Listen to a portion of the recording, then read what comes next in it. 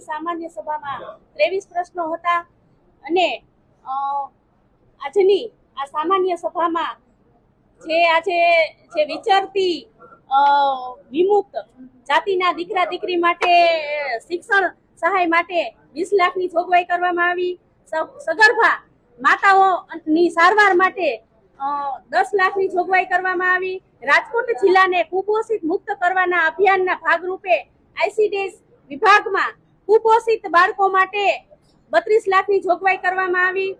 તળાવો અને બંધિયારણની નહેરો માટે 35 લાખની જોગવાઈ કરવામાં આવી।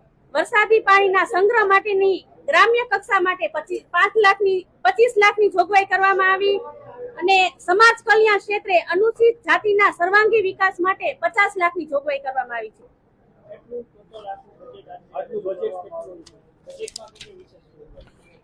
આજના